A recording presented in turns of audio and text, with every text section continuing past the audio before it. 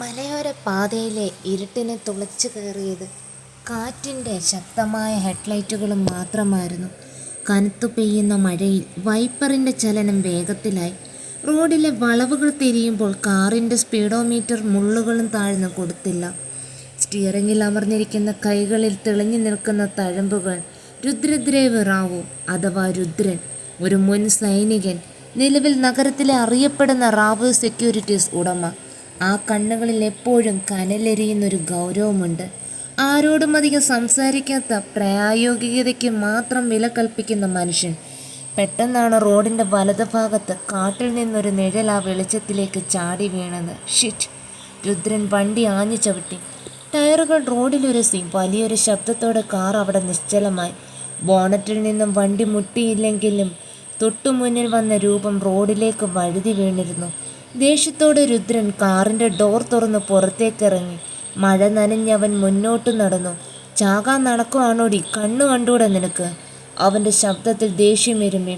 നിലത്ത് വീണ് കിടന്ന പെൺകുട്ടി ഭയത്തോടെ തലയുയർത്തി. വെള്ളത്തിൽ കുതിർന്ന മുടിയിഴകൾക്കിടയിലൂടെ അവൾ അവനെ നോക്കി. ആ മുഖത്ത് മരണഭയമായിരുന്നു. കൈകൾ വയറിന് ചുറ്റും അമർത്തിപ്പിടിച്ചുകൊണ്ട് എന്നെ എന്നെ രക്ഷിക്കണം, അവരെന്നെ കൊല്ലും, അവൾ തൊണ്ടയിടറി പറഞ്ഞു. രുദ്രൻ ചുറ്റും നോക്കി. കാടിൻ്റെ ഇരുട്ടല്ലാതെ മറ്റൊന്നും അവിടെ കണ്ടില്ല. അവൻ പുച്ഛത്തോടെ ചിരിച്ചു. എന്താടി ഈ നാടകം? കുടിച്ച് ബോധമില്ലാതെ കാറിന് മുന്നിലേക്ക് ചാടിയിട്ട് വല്ലവരും കൊല്ലാൻ വരുന്നെന്നോ? എഴുന്നേറ്റ് പോടി അവിടുന്ന്, പോലീസിനെ വിളിക്കും ഞാൻ. അവൻ തിരിഞ്ഞ് നടക്കാൻ തുടങ്ങിയതും അവൾ അവനെ ഓടി വന്ന് തടഞ്ഞു. അവൻ്റെ ഷർട്ടിൻ്റെ തുമ്പിൽ പിടിച്ചു. സത്യമായിട്ടും സാറേ, ഞാൻ കള്ളം പറയുവല്ല. സാറിൻ്റെ കാർ കണ്ടതുകൊണ്ടാണ് ഞാൻ ഓടി വന്നത്. അവരെൻ്റെ പിന്നാലെയുണ്ട്. എന്നെ വേണമെങ്കിൽ കൊന്നോട്ടെ. പക്ഷേ എൻ്റെ വയറ്റിലെ കുഞ്ഞിന്. അവൾ വാക്കുകൾ കിട്ടാതെ വിങ്ങിപ്പോയി. രുദ്രനൊന്ന് നിന്നു. അവൻ അവളെ അടിമുടി നോക്കി. 4-5 മാസം ഗർഭിണിയാണ്. കണ്ണുകളിൽ വേറെ ഭയമല്ല, ഒരു അമ്മയുടെ ആകുലതയുണ്ട്. എങ്കിലും രുദ്രൻ്റെ ഉള്ളിലെ അന്വേഷകൻ ഉണർന്നു. കൂടെ ആരാ ഉള്ളത്? അച്ഛനെവിടെ? ആ ചോദ്യത്തിനു മുന്നിൽ അവൾ തളർന്നുപോയി. മിഴികൾ നിറഞ്ഞു തുളുമ്പി. ആരുമില്ല, എനിക്ക് ആരുമില്ല സാറേ. പതിവ് കാസറ്റുകൾ രുദ്രൻ അവളുടെ കൈ തട്ടി മാറ്റി. പെണ്ണുങ്ങളുടെ കണ്ണീര് കണ്ട് വീഴുന്ന ആളല്ല ഞാൻ. പെട്ടെന്ന് വണ്ടിയുടെ മുന്നിൽ നിന്ന് മാറി, എനിക്ക് പോകണം. ദയവ് ചെയ്ത് ഇത്രയും വലിയ മഴയിൽ എന്നെ ഇവിടെ ഉപേക്ഷിക്കരുത്. അവൾ അവൻ്റെ കാലിലേക്ക് വീഴാൻ തുടങ്ങി. രുദ്രന് ദേഷ്യം ഇരിച്ചു കയറി. താൻ എഴുന്നേൽക്കുന്നുണ്ടോ? പെട്ടെന്ന് അവൻ റോഡിലെ കാടിൻ്റെ ഭാഗത്തു നിന്ന് ചില വിസിലടികൾ, ഇലകൾ അനങ്ങുന്ന ശബ്ദവും കേട്ടു. ഒന്നിലധികം ആളുകൾ തെരഞ്ഞു വരുന്നുണ്ട്. അവൾ പറഞ്ഞത് കള്ളമല്ല എന്നവൻ തിരിച്ചറിഞ്ഞ നിമിഷം പെട്ടെന്ന് ആ പെൺകുട്ടി കണ്ണുകൾ അടച്ച് റോഡിലേക്ക് തളർന്നു വീണത്. മഴ അവളുടെ ശരീരത്തിലൂടെ ഒഴുകിപ്പോയ രുദ്രൻ ഒരു നിമിഷം ആലോചിച്ചു. വഴിയരികിൽ കിടക്കുന്ന പെണ്ണിനെയും വയറ്റിലെ കുഞ്ഞിനെയും കണ്ടപ്പോൾ അവൻ്റെ മനസ്സിൽ അനാവശ്യമായൊരു കുറ്റബോധം തോന്നി. പക്ഷെ കേസും പോലീസും തലവേദനകളും അവൻ വെറുത്തിരുന്നു. നാശം! അവൻ ആ പെൺകുട്ടിയെ ഇരു കൈകളിലും കോരിയെടുത്ത് പെൻസിലിലേക്ക് കിടത്തി. വണ്ടിയുടെ ഡോർ ബലമായി അടച്ച് ഡ്രൈവിംഗ് സീറ്റിലേക്ക് കയറി. ആക്സിലേറ്റർ ആഞ്ഞു ചവിട്ടി. കാർ ഇരുട്ടിലേക്ക് കുതിച്ചു പാഞ്ഞു. റോഡിൻ്റെ തണുപ്പിൽ നിന്ന് കാറിൻ്റെ AC തണുപ്പിലേക്ക് വന്നപ്പോൾ അവൾ ചെറുതായി വിറച്ചു. രുദ്രൻ കണ്ണാടിയിലൂടെ പുറകോട്ട് നോക്കി. അവളുടെ മുഖത്തെ വിളറിയ നിറവും കണ്ടടങ്ങളിലെ കറുപ്പും അവൾ അനുഭവിച്ച കഷ്ടപ്പാടുകളിൽ തെളിവായിരുന്നു. അറിയാത്ത ഏതോ ഒരു വള്ളിയിലാണ് പോയി ചാടിയത്. അവൻ പിറുപിറുത്തു. അരമണിക്കൂർ യാത്രയ്ക്ക് ശേഷം കാർ ചെന്ന് നിന്നത് മിഥുനം എന്ന വലിയ എസ്റ്റേറ്റ് ബംഗ്ലാവിന് മുന്നിലായിരുന്നു. ഗേറ്റ് തുറന്ന് കാർ പോർച്ചിലേക്ക് കയറി. വണ്ടിയുടെ ശബ്ദം കേട്ട് അകത്തുനിന്ന് മാധവി അങ്ങ് ഇറങ്ങി വന്നു. രുദ്രൻ്റെ വളർത്തമ്മ, പഴയകാലത്തെ പ്രശസ്തിയായ ഗൈനക്കോളജിസ്റ്റ്. രുദ്ര, എന്താടാ ഇത്ര വൈകിയത്? നല്ല മഴയാണല്ലോ. മാധവിയമ്മ ചോദിച്ചുകൊണ്ട് വണ്ടിയുടെ അടുത്തേക്ക് വന്നു. രുദ്രൻ കാറിൻ്റെ ഡോർ തുറന്നിറങ്ങി. അമ്മ, ഒരു അനാവശ്യ കേസ് വണ്ടി കിടപ്പുണ്ട്, ഒന്ന് വന്ന് നോക്ക്. കേസോ? എന്താടാ നീ പറയുന്നത്? രുദ്രൻ പിൻസീറ്റിലെ ഡോർ തുറന്നു കൊടുത്ത് അവിടെ അബോധാവസ്ഥയിൽ കിടക്കുന്ന ഗർഭിണിയായ പെൺകുട്ടിയെ കണ്ട് മാധവിയമ്മ ഞെട്ടി. ഈശ്വര, ഇതാരാ മോനെ? ഇതെന്തു പറ്റി ഇവക്ക്? റോഡിൽ വന്ന് ചാടിയതാമ്മേ. ആരോ കൊല്ലാൻ വരുന്നു എന്നൊക്കെയാണ് പറയുന്നത്. ഇപ്പോൾ ബോധം പോയി. എനിക്ക് ഇങ്ങനെയൊരു പെണ്ണിനെ വഴിയിൽ ഉപേക്ഷിക്കാൻ തോന്നാത്തത് കൊണ്ട് കൊണ്ടുപോന്നു. അമ്മയൊന്ന് നോക്ക്, എന്നിട്ട് രാവിലെ അടുത്തുള്ള ഏതെങ്കിലും ഹോസ്പിറ്റലിലോ അഭയ കേന്ദ്രങ്ങളിലോ ആക്കാം. മാധവിയമ്മ പെട്ടെന്ന് അവളുടെ അടുത്തേക്ക് ചെന്നു. കൈവെള്ളയിലെ പൾസ് പരിശോധിച്ചു. കഠിനമായ ക്ഷീണമുണ്ട്. മാനസികമായി വലിയ എന്തോ ആഘാതം സംഭവിച്ചിട്ടുണ്ട്. ഭയങ്കര തണുപ്പുണ്ട് ശരീരത്തിന് രുദ്ര. ഇവളെ വേഗം അകത്തേക്കെടുക്ക്, എൻ്റെ മുറിയിലേക്ക് കിടത്ത്. അമ്മ അറിയാത്തൊരു പെണ്ണാണ്, എന്ത് കേസാണെന്നറിയില്ല, രുദ്രൻ മുന്നറിയിപ്പ് നൽകി. ഒരു സ്ത്രീയും ഗർഭിണിയുമാണ് രുദ്ര ഇത്. നിന്റെ ആ മിലിറ്ററി ബുദ്ധി തൽക്കാലം മാറ്റിവെക്ക്. എനിക്കൊരു ഡോക്ടറുടെ കടമയുണ്ട്, എടുക്കടാ അവളെ, മാധവിയമ്മ ഗൗരവത്തിൽ പറഞ്ഞു. രുദ്രൻ മറുപടി പറയാതെ അവളെ കോരിയെടുത്ത് അകത്തെ മുറിയിലേക്ക് കിടത്തി. മാധവിയമ്മ അവളുടെ നനഞ്ഞ വസ്ത്രങ്ങൾ മാറ്റി ഉണങ്ങിയ വസ്ത്രങ്ങൾ ധരിപ്പിച്ചു. വേണ്ട, പ്രാഥമിക ശുശ്രൂഷകൾ നൽകി. എങ്ങനെയുണ്ടമ്മേ? രുദ്രൻ മുറിയുടെ വാതിൽക്കൽ കൈകൾ നെഞ്ചിന് കുറുകെ കെട്ടി നിന്നുകൊണ്ട് ചോദിച്ചു. ശരീരം മുഴുവൻ തളർന്നിരിക്കുകയാണ്. വയറ്റിലെ കുഞ്ഞിന് കുഴപ്പമൊന്നുമില്ലെന്ന് തോന്നുന്നു. എന്നാലും നാളെ രാവിലെ ഒരു സ്കാനിംഗ് നടത്തണം, മാധവിയമ്മ അവളുടെ നെറ്റി തലോടിക്കൊണ്ട് പറഞ്ഞു. ഇവൾ ഉണർന്ന ഉടൻ പേരും വിലാസവും ചോദിക്കണം. ശേഷം പോലീസിൽ ഇൻഫോം ചെയ്യണം. നമുക്ക് ആവശ്യമില്ലാത്ത വള്ളിയാണിത്, രുദ്രൻ ഉറപ്പിച്ചു പറഞ്ഞു. അവൾ ഉണരട്ടെ മോനെ, എന്താണ് സംഭവിച്ചതെന്ന് നമുക്ക് ചോദിക്കാം, മാധവിയമ്മ പറഞ്ഞു. രുദ്രൻ അവളുടെ വാടിയ മുഖത്തേക്ക് ഒന്നുകൂടി നോക്കി. വേദ. അവളുടെ ഷാളിൻ്റെ കോണിൽ തുന്നിച്ചേർത്ത പേര് അവൻ വണ്ടിയിൽ വെച്ച് കണ്ടിരുന്നു. ആരാണ് നീ? എന്തിനാണ് ഈ രാത്രിയിൽ ചോരക്കണ്ണുകളുള്ള മനുഷ്യരിൽ നിന്ന് ജീവനും കൊണ്ട് ഓടിയത്? രുദ്രൻ്റെ ഉള്ളിൽ ആ ചോദ്യം ബാക്കിയായി. രാത്രിയുടെ നിശബ്ദതയെ ഭേദിച്ചുകൊണ്ട് എസ്റ്റേറ്റ് ബംഗ്ലാവിൻ്റെ ജനൽ ചില്ലകളിൽ മഴത്തുള്ളികൾ ആഞ്ഞു പതിച്ചുകൊണ്ടിരുന്നു. ഹാളിലെ ചൂരൽ കസേരയിൽ കാപ്പി ഗ്ലാസും കയ്യിലേന്തി രുദ്രൻ ഇരിക്കുകയാണ്. അവൻ ചിന്താകുലനായിരുന്നു. മിലിറ്ററി ഇൻ്റലിജൻസിലെ വർഷങ്ങളുടെ പരിചയം അവൻ്റെ മനസ്സിനെ എപ്പോഴും ജാഗരൂകനാക്കി നിർത്തിയിരുന്നു. ആ പെൺകുട്ടിയുടെ കണ്ണുകളിലെ ഭയം കള്ളമല്ല. പക്ഷെ അവളുടെ പിന്നാലെ ആരാണ്? പെട്ടെന്നാണ് മുറിയിൽ നിന്നൊരു ചെറിയ അമർച്ചയും നിലവിളിയുയർന്നു. അയ്യോ അരുത്, എന്നെ ഒന്നും ചെയ്യരുത്, എൻ്റെ കുഞ്ഞിനെ കൊല്ലരുത്. രുദ്രൻ ഗ്ലാസ് പെട്ടെന്ന് മേശപ്പുറത്തേക്ക് വെച്ച് മുറിയിലേക്ക് നടന്നു. മാധവിയമ്മ അപ്പോഴേക്കും അവളുടെ അടുത്തേക്ക് എത്താമായിരുന്നു. വേദ വിയർത്ത് കുളിച്ചുകൊണ്ട് കിടക്കയിൽ നിന്ന് എഴുന്നേറ്റിരുന്നു. കണ്ണുകളിലെ ഭയം കണ്ട് വിടർന്നിരിക്കുന്നു. ശ്വാസമെടുക്കാൻ ബുദ്ധിമുട്ടുന്നത് പോലെ അവൾ നെഞ്ചിൽ കൈവച്ചു. മോളെ പേടിക്കേണ്ട, നീ സേഫാണ്, ഇവിടെ ആരും നിന്നെ ഒന്നും ചെയ്യില്ല, മാധവിയമ്മ അവളുടെ ചുമലിൽ പിടിച്ച് ആശ്വസിപ്പിച്ചു. വേദ ചുറ്റും നോക്കി. അതൊരു വലിയ പ്രൗഢിയുള്ള മുറിയായിരുന്നു. ജനലിനരികിൽ ഇരു കൈകളും നെഞ്ചിന് കുറുകെ കെട്ടി നിൽക്കുന്ന രുദ്രനെ കണ്ടതും അവൾ പെട്ടെന്ന് പുതുപ്പ് കൂടുതൽ ശരീരത്തിലേക്ക് വലിച്ചിട്ടു. ഇതേതായി സ്ഥലം? നിങ്ങൾ ആരാണ്? അവൾ തടസ്സപ്പെടുന്ന ശബ്ദത്തിൽ ചോദിച്ചു. ഇത് എൻ്റെ വീടാണ്, ഞാൻ മാധവി, ഒരു ഡോക്ടറാണ്. നിന്നെ വഴിയിൽ നിന്ന് രക്ഷിച്ച് ഇങ്ങോട്ട് കൊണ്ടുവന്നതേ അവൻ, എൻ്റെ മോൻ രുദ്രൻ, മാധവിയമ്മ ശാന്തമായി പറഞ്ഞു. വേദയുടെ കണ്ണുകൾ രുദ്രനിലേക്ക് നീണ്ടു.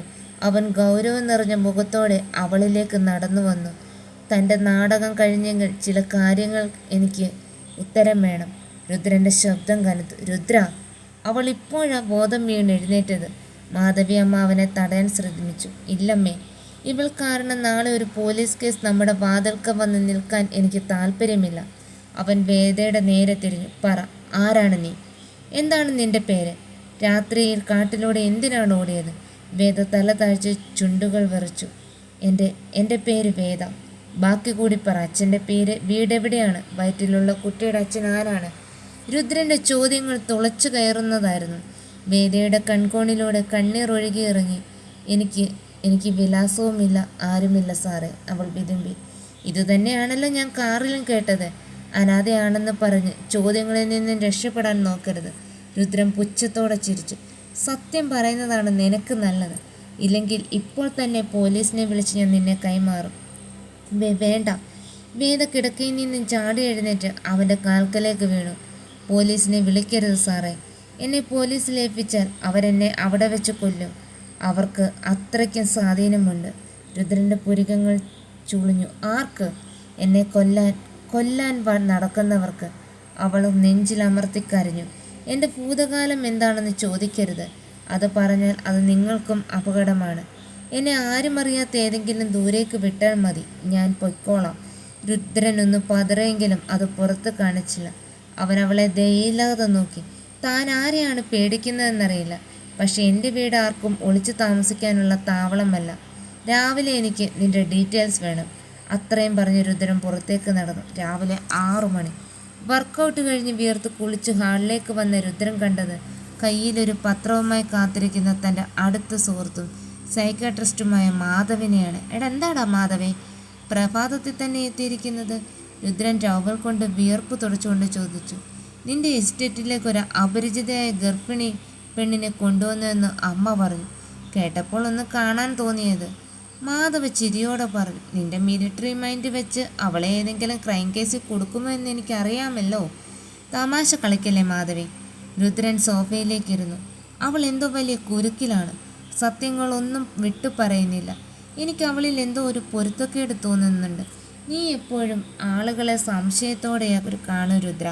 പക്ഷേ അല്പം മുൻപ് ഞാൻ അവളെ ഒന്ന് കണ്ടു. ആ കുട്ടിയുടെ കണ്ണിൽ പച്ചയായ ഭയമുണ്ട്. മാധവ് ഗൗരവത്തിലായി. പെട്ടെന്നാണ് അടുക്കള ഭാഗത്തു നിന്ന് പാത്രങ്ങൾ താഴേക്ക് വീഴുന്ന ശബ്ദം കേട്ടത്. രുദ്രനും മാധവും പെട്ടെന്ന് അങ്ങോട്ട് ഓടിച്ചെന്നു. അവിടെ കയ്യിലെ ചായക്കപ്പ് നിലത്ത് വീണുടഞ്ഞ അവസ്ഥയിൽ നിൽക്കുകയായിരുന്നു വേദ. മാധവിയമ്മ അവളെ ആശ്വസിപ്പിക്കുന്നുണ്ട്. വേദിയുടെ കണ്ണുകൾ ഹാളിലെ TV സ്ക്രീനിലേക്ക് തറഞ്ഞു നിൽക്കുകയാണ്. TVയിലെ വാർത്ത ഓടുന്നുണ്ടായിരുന്നു.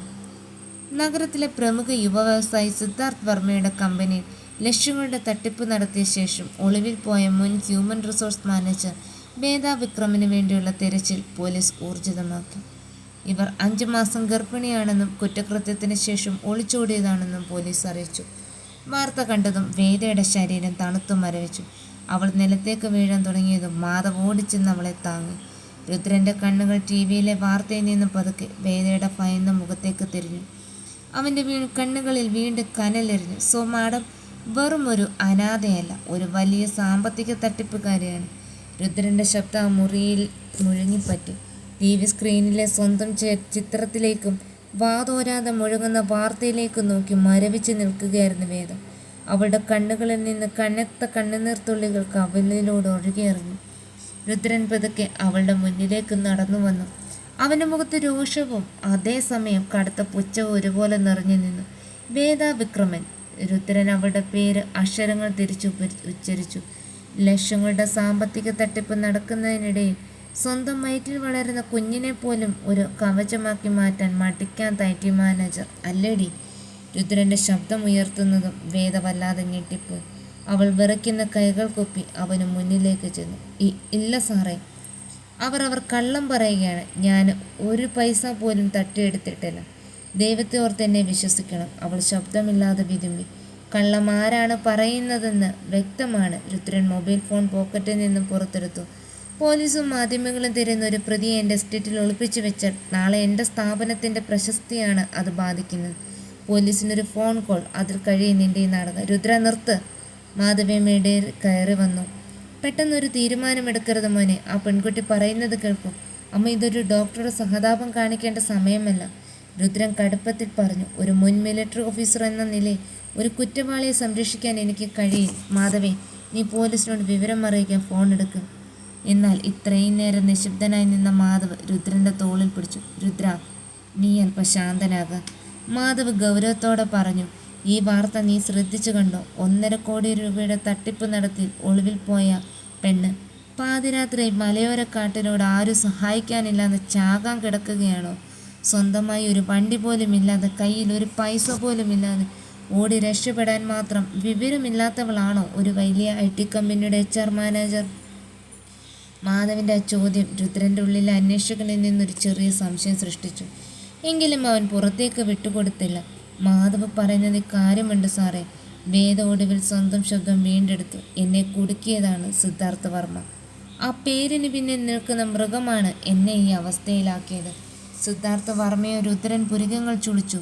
നഗരത്തിലെ ഏറ്റവും പ്രൊഫഷണൽ ഗ്രൂപ്പിൻ്റെ MD. അയാൾക്ക് എന്തിനാണ് നിന്നെപ്പോലൊരു ജീവനക്കാരിയെ കൊടുക്കുന്നത്? വേദശക്തിയോടെ തലയുയർത്തി. അവളുടെ കണ്ണുകളിലെ ഭയം മാറി. അവിടെ നിശ്ചയദാർഢ്യത്തിൻ്റെ ഒരു ചെറിയ തരി തെളിഞ്ഞു. കാരണം അയാളുടെ കള്ളപ്പണ ഇടപാടുകളുടെയും ഷെയർ കമ്പനികളുടെയും രേഖകൾ എൻ്റെ കയ്യിൽ കിട്ടിയിരുന്നു എന്നതുകൊണ്ട് അത് പുറത്തറിയിക്കാതിരിക്കാൻ എൻ്റെ പേരിൽ തട്ടിപ്പാരോപിച്ചു. എൻ്റെ അച്ഛൻ വർഷങ്ങളായി ഉണ്ടാക്കിയ കൊച്ചു സമ്പാദ്യം മുഴുവൻ അയാളുടെ വക്കീലിനെയും കൂട്ടുപിടിച്ച് തട്ടിയെടുത്തു. അതിനുശേഷമാണ് വേദയുടെ വാക്കുകൾ അവിടെ മുറിഞ്ഞു. അതിനുശേഷം എന്താണ് ഉണ്ടായത്? മാധവിയമ്മ സ്നേഹത്തോട് അവളെ ചോദിച്ചു. എൻ്റെ അച്ഛന് ആഘാതം താങ്ങാനായില്ല. ഹൃദയസ്തംഭനം വന്ന് അച്ഛൻ തൽക്ഷണം മരിച്ചു. വേദയുടെ വിതുമ്പൽ വലിയൊരു നിലവിളിയായി മാറി.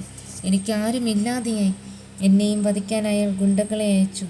ഓടി ഓടി ഒടുവിലാണ് സാറിൻ്റെ വണ്ടിക്ക് മുന്നിലേക്ക് ചാടിയത്. അല്ലാതെ ഞാൻ കള്ളയല്ല സാറേ, എൻ്റെ വയറ്റിലെ കുഞ്ഞാണേ സത്യം. വേദ നിലത്തേക്ക് ചീന്തിയിരുന്നു കരഞ്ഞു.